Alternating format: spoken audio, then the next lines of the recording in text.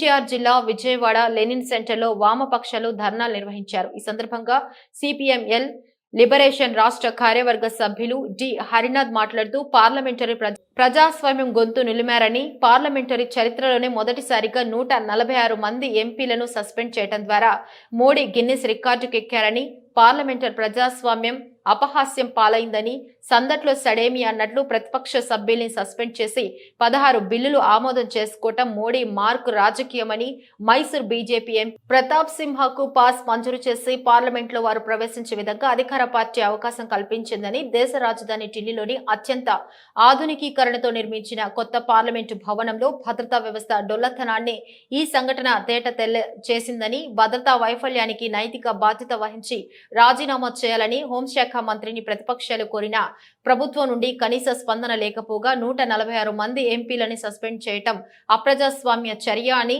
India కూటమి సస్పెన్షన్లను నిరసిస్తూ 22 దేశవ్యాప్త నిరసన విజయవంతమైందని డి హరినాథ్ తెలిపారు.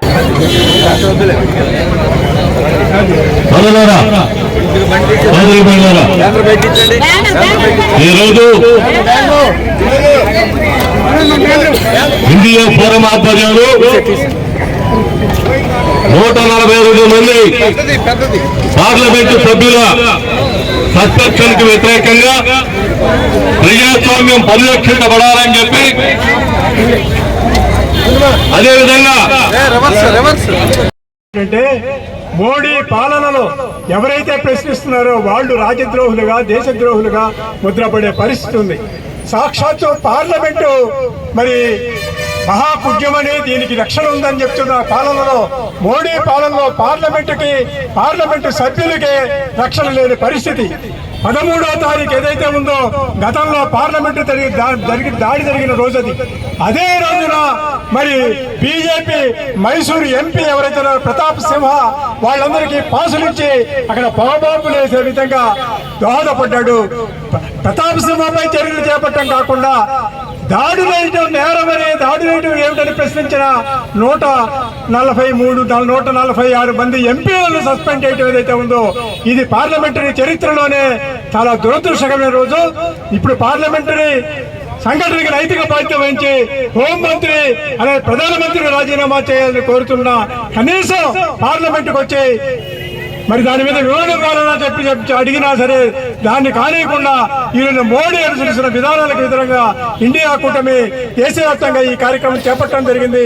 రాబోయే రోజుల్లో ఇండియా కూటమి ఏదైతే ఉందో మోడీ హటావో దేశ్ బచావో నినాదంతో పెద్ద ఎత్తున ఆందోళనకు సిద్ధమవుతోంది. ప్రజలారా ఆలోచించండి. మోడీ మరి దక్షిణాదిలో బాగా వేయాలని కళ్ళకన్నాడు, కర్ణాటకలో ఓడిపోయాడు, తెలంగాణలో ఓడిపోయాడు, ఆంధ్రలో దురదృష్టం. ఇక్కడ తెలుగుదేశం వైఎస్ఆర్సీపీ కూడా బీజేపీకి అనుకూలంగా ఉండి ఇలాంటి సంఘటనలు కూడా ఖండించలేని దుస్థితిలో ఉన్నారంటే అటువంటి పార్టీలకు బుద్ధి చెప్పాల్సిన సమయం అవసరమైంది. అందుకని ఇటువంటి పరిస్థితుల్లో మోడీ ప్రభుత్వానికి అధ్యక్షించడం కోసం కృషి చేయాలని కోరుతున్నాను. నా పేరు డి హరినాథ్, సిపిఎంఎల్ లిబరేషన్ రాష్ట్ర కార్యవర్గ సభ్యులు. ఆమ్ ఆద్మీ పార్టీ నాయకులు పణి గారిని మాట్లాడవలసిందిగా కోరుతూ ఉన్నాం.